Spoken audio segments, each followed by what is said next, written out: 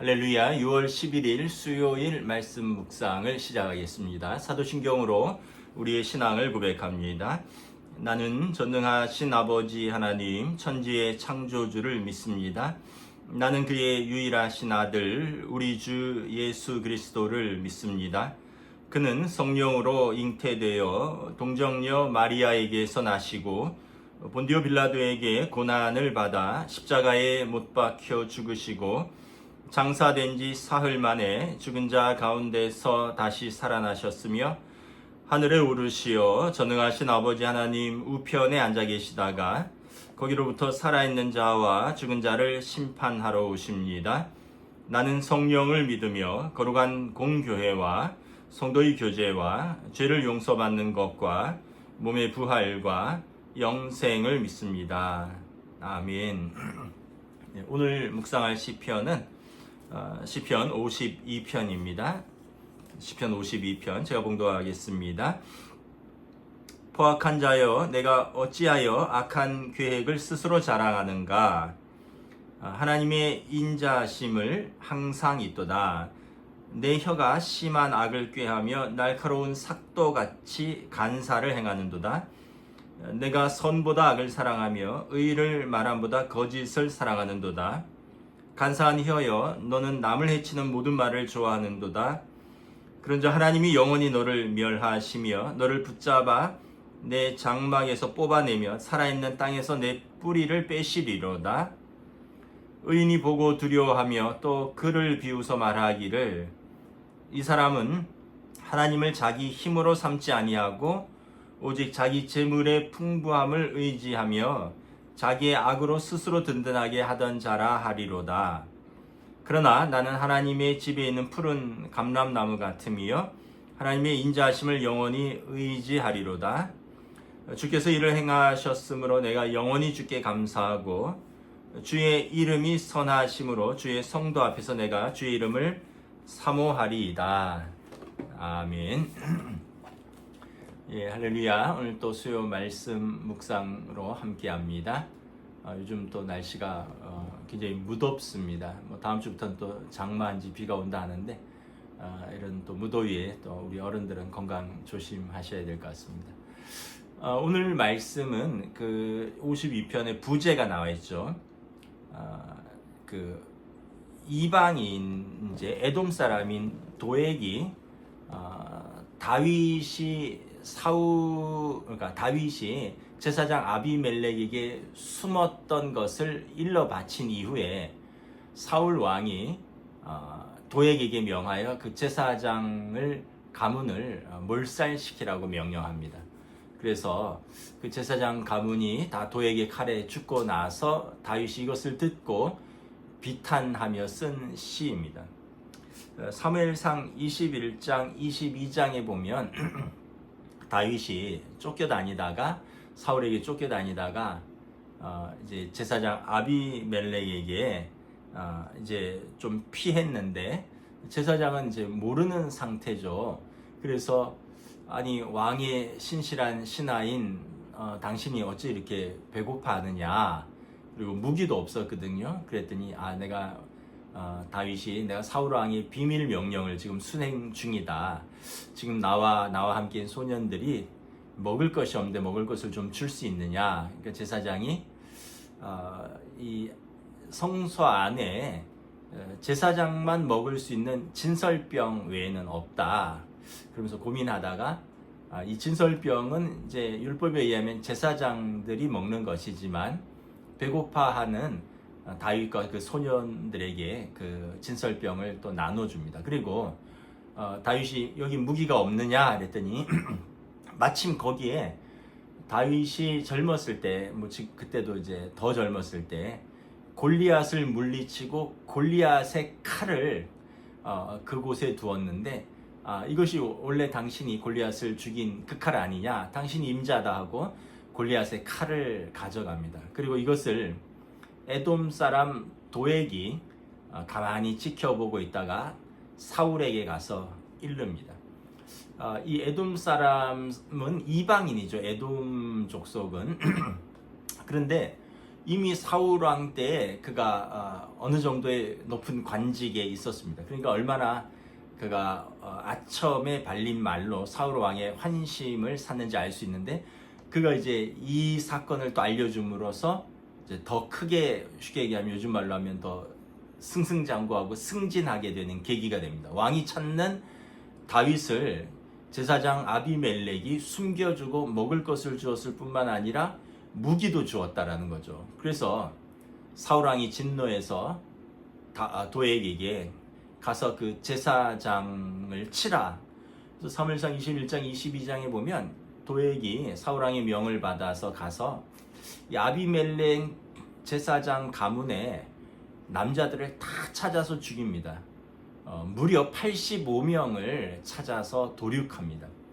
그러니까 아비멜렉만 죽인 게 아니라 뭐 그의 집안 모든 사람들, 뭐 아들, 또 뭐 형제들, 뭐 조카들, 그 집안에 있는 제사장을 무려 85명이나 도륙하는 사건을 벌인 것입니다. 그래서 이 일로 말미암아 다윗이 크게 비통해하는 시인 거죠. 이 사람을 이제 다윗은 뭐라 그러냐면 악인이고요, 포악한 자고, 1절에 보면 악한 계획을 스스로 자랑하는 자다. 그는 다윗을 고발해서 아비멜렉을 또 고발하고, 그래서 자기 출세하려고 남을 고발하고, 그리고 그 사람을 죽인 포악한 사람입니다. 2절에 보면 내 혀가 심히 악을 꾀하여 날카로운 삭도같이 간사를 행하는도다. 혀로 심하게 악한 말을 하고요, 간사한 말을 하는 악인이라는 것입니다. 또 3절에 보면 선보다 악을 사랑하고, 그리고 거짓을 사랑하고 의를 멸시하는 사람입니다. 4절에 보면 간사한 혀여 너는 남을 해치는 모든 말을 좋아하는도다. 이 간사한 혀가 간사해서 남을 해치는 말을 좋아한다는 거예요. 예수님께서 그러셨죠. 뭐 무엇을 먹는 것이 우리를 더럽히는 것이 아니라 우리 속에서 나오는 것이 우리를 더럽힌다 그랬는데, 이 악인은 악한 마음에서 나오는 말이니까 남을 해하는 말, 남을 모함하는 말, 남을 멸시하는 말들을 대수롭지 않게 한다는 거예요. 그래서 이 7절에 보면 뭐라고 하냐면 이 사람은 하나님을 두려워하지 않는 사람입니다. 그래서 자기 힘으로 자기 재물과 그 풍부함을 의지하고 악을 쌓아서 스스로 든든하게 자기 자리를 지키는 자다. 마음에 하나님이 없으니까 재물이 자기 힘이 되는 겁니다. 재물이 자기 자랑이 되는 거예요. 그래서 그게 있으면 든든하고요, 그것을 위해서는 악을 서슴지 않고 저지르는 사람이라는 것이죠. 그러니까 악한 사람이죠. 마음에 하나님이 없다 하고 자기 마음대로 살 뿐만 아니라 재물을 의지하고 그것을 자랑하고 그것을 위해서 악을 스스럼 없이 행하는 자다. 그런데 5절에 보면 하나님께서 너를 영원히 멸하실 것이다. 너를 붙잡아 내 장막에서 뽑아내며 살아있는 땅에서 내 뿌리를 빼시리로다.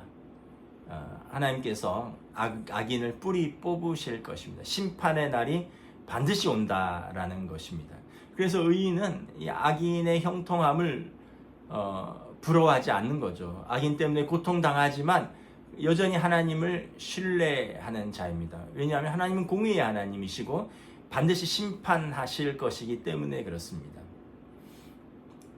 무슨 드라마에 최근에 보니까 뭐 천국, 뭐 제가 제목을 좀 잊어버렸는데 그냥 지나가다 얼핏 봤어요. 그 탤런트 뭐 김혜자 씨랑 또 젊었을 때 그 손석구 씨가 뭐 나오는데 이제 뭐 부부인데 뭐 천국에서 만나고 뭐 그래서 막 그런 내용들이에요. 이게 이제 내용이 제가 얼핏 보니까 천국과 지옥에서의 심판을 조금씩 언급을 하고 있습니다. 제가 재밌게 본 것 중에 본 장면 중에 하나는 뭐냐면 개를 그렇게 학대를 한 사람들이 있어요. 근데 이제 그 지옥에 갔더니 이제 그 개에게 그대로 보복을 당하는 거예요. 그러니까 우리가 물론 이제 그 어떤 시나리오적 어떤 허구 속에 지어졌겠지만 거기서 보면 개를 그렇게 학대한 사람이 하나님 앞에 가서는 천국에 가서는 개에게 학대를 당하는데 하물며 여러분 사람을 학대한 사람이 하나님 앞에 섰을 때 그가 과연 온전히 설 수 있겠느냐라는 것이죠. 이 도액과 같은 사람들이 참 많이 있습니다. 지금도 전쟁 중에 있잖아요. 얼마나 많은 사람들이 죽습니까? 참 그 푸틴이라는 그 사람이 자기의 어떤 정치적 야망과 어떤 영토 확장의 욕망 때문에 이웃나라 우크라이나를 그렇게 어느 날 침공해서 지금 3년 넘게 전쟁이 지속되면서 양쪽에서 수많은 군인들과 그의 가족들이 죽고 고통당하는데 하나님 앞에서 반드시 심판이 있을 것입니다. 저는 땅에서도 심판이 좀 있어야 되는데 이런 생각을 좀 해봅니다. 여러분 다른 사람을 해하고 다른 사람을 죽이려고 하고 그리고 그래서 자기가 치부하고 자기의 이름을 높이는 악인들은 반드시 하나님의 공의의 심판이 있다는 것을 우리가 깨달으면 그것을 감히 할 수 없죠. 그래서 우리는 그렇게 우리가 그런 악을 행하지는 않지만 우리도 범사에 여러분 우리의 입술로 남을 해하거나 남을 미워한다거나 모함한다거나 또 우리의 혈기로 다른 사람을 해한다거나 어떤 공동체의 평안을 깨친다거나 아니면은 또 우리가 어떤 자신의 부를 위해서 다른 사람을 속인다거나 사기치는 거죠. 다른 사람의 눈물을 흘린다거나 우리도 이런 어떻게 보면 일상에서 그런 일들을 유혹받을 수 있지만 우리는 항상 심판하시는 하나님, 공의의 하나님을 생각하고 살아야 할 것입니다. 그러면 말도 조심스럽고요. 또 혈기도 함부로 낼 수 없고 우리가 항상 하나님을 의식하는 것이 경건입니다. 그래서 오늘 본문에 보면 8절, 9절에 의인에 대해서 말합니다. 의인은 어떤 사람이냐? 하나님의 집에 심겨져 있는 푸른 감람나무 같다라는 거죠. 여러분 감람나무는 올리브 나무거든요. 푸르다라는 것은 제때 공급받았다는 거예요. 물을 잘 공급받고 그러니까 푸른 감람나무 이게 이제 그 물을 잘 공급 못 받고 해충이 들면은 이렇게 누렇게 썩어 가거든요.